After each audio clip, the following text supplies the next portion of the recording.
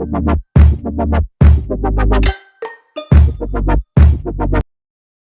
Royals and welcome back to Happy Blonde. This is another training video. As a party princess, character entertainer, performance coach, one of the things that I emphasize the most is that you need to train in order to portray characters. Character portrayal, like any other art form, requires preparation.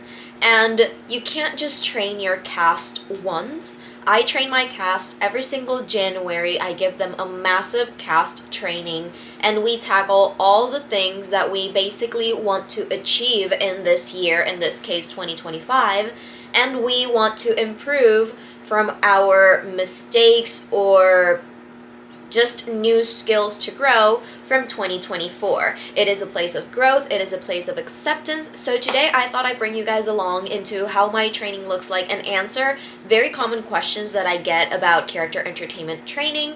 So right now it is currently 9:35 in the morning and my girls have training at 10 a.m. So it's in front of my house. I'm gonna literally cross the street. Hi, if you don't know who I am, my name is Shirley, better known as Happy Blonde on social media, and I am your guide to the princess lifestyle, performance, and fashion. So the first rule of character training is that yourself as a company owner, you need to walk in to training with a plan. So I have Planning Magic. This is my own creation of a planner, and it has a section for planning your cast trainings and meetings. So I went ahead and this week I scheduled everything in that we are going to tackle. So this has like what are my top 3 focus points for this training. I don't like overwhelming my cast with too much to focus on because then, you know, the details are just gonna run around. So I have 3 main focus points. Materials that I may or may not need, I'm gonna go grab those from the office in a second. What activities or dynamics I'm gonna do for them to work on those focus points, things that I want to improve from last year, and a reminder, which is something that, you know, obviously for myself that I don't want to forget. So I do already have a training plan. Let's go ahead, grab our materials, grab our things, and head out to training.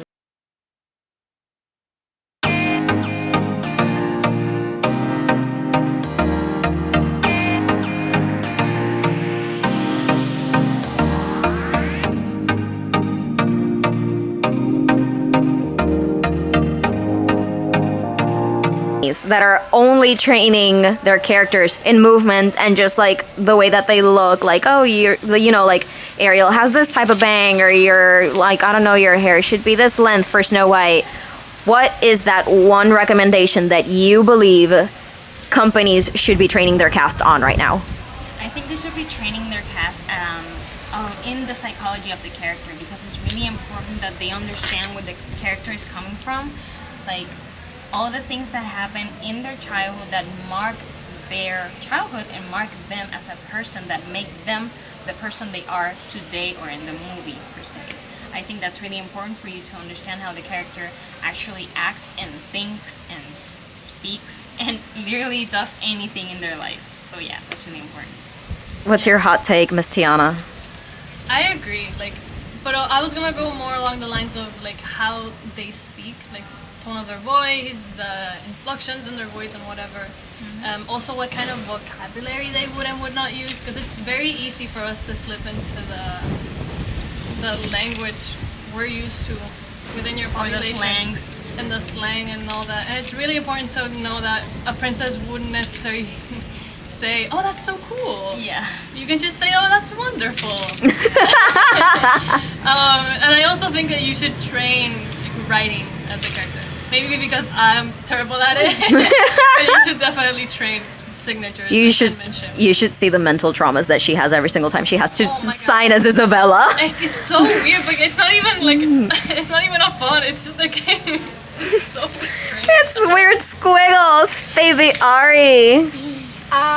Overanalyze the character.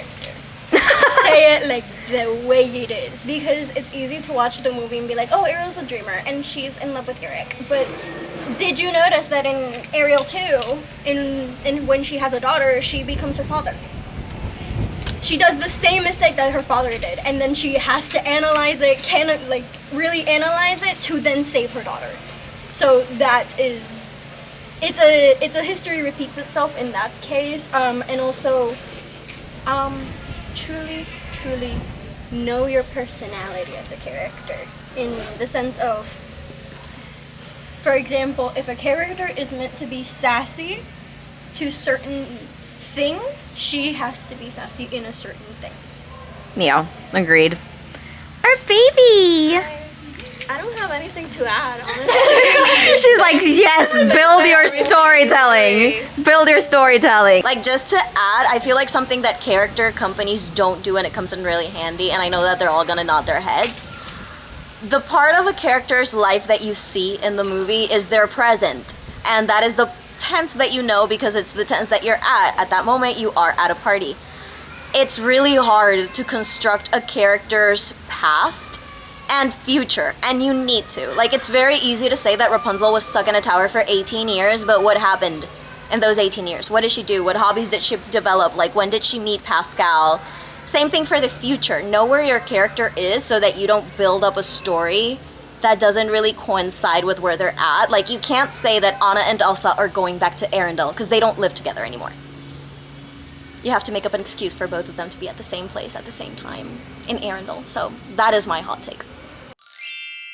Good morning, Royals. So it is clearly a couple days later. I wanted to sit down because I did ask some questions on my Instagram and on my threads about cast training, about things that you need assistance on, and I wanted to sit down and discuss those things before we finish off this 2025 training video. One of the questions that I get all the time is, how do I get performers through the door? And the thing is that whenever you are starting out, it's very important to understand that you need to be auditioning constantly. Whether that is every 6 months, or having open auditions, or just simply every single year, which is kind of what most companies tend to do. Personally, I am at that point that I do not audition every year because I have more than enough girls working for me, but I am a very strong opinioned person about having set dates for auditions, because if you just leave open auditions, that just leaves room for, like, you know, people to not have the urgency to join. Whenever something has a deadline, it provides a sense of urgency. So have a deadline on your auditions and audition as many times as you can, but also have a sturdy company for people to audition to. Don't be auditioning people if you don't have any bookings yet enough to support such a big team. Do not audition people if there are things in your company's business that you want to work on.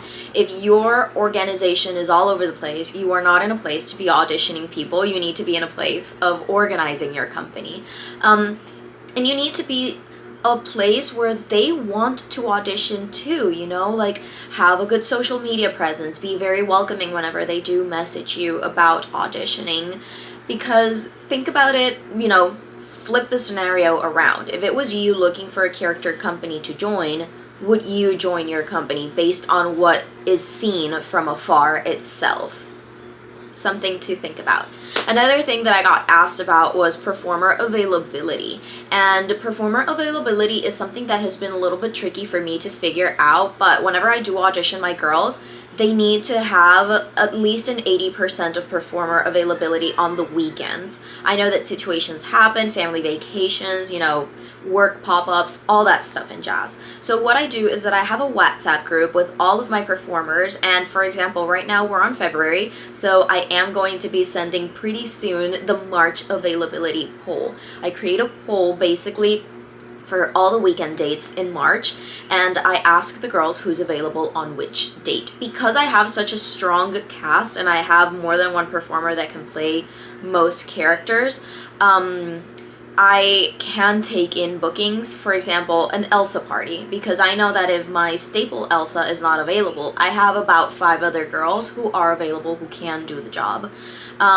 With characters like, for example, Isabella, Pocahontas, those are characters portrayed by Andy. Andy does not have a double in the company. However, Andy is one of my most responsible girls at the moment, and actually this year, Andy and Hema became assistant managers in the company. So they did get promoted because they are always there. So yes, awarding your cast with promotions is also a good way to bring in performers and keep performers too. I know about their availability from beforehand, and again, I always tell people that whenever you are auditioning, try to audition doubles. Each girl in my company, again, except Andy, has a double, which means that it's kind of like their little twin. For me, my twin is Cece, but it can also be Mariam, which is my own little in the company. Another question that I got is how to take your performances to the next level, and I feel like this video basically sums that up.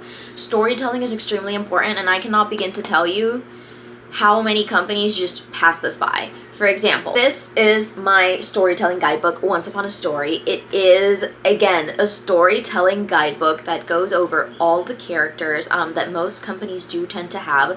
It is mostly guides, and it tells you how to create those elaborate stories. This is not my best-selling book. My best-selling book is Becoming a Royal, which is like the mannerisms and the character analysis guidebook.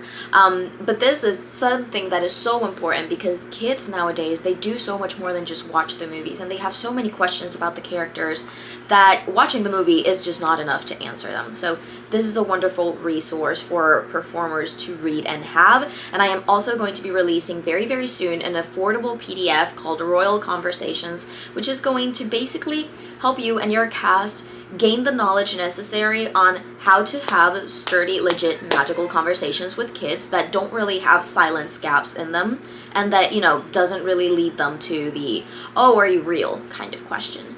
So these resources are available on my site, as well as a ton of resources available on different character platforms, not only my own Instagram. There are so many party princess influencers out there that you can research about, but definitely build up on your storytelling and bring in those performers early on in the year so that you have a wonderful 2025. If you have any cast questions, leave them in the comment section down below. Happy Blonde signing off, and I'll see you all in the next one.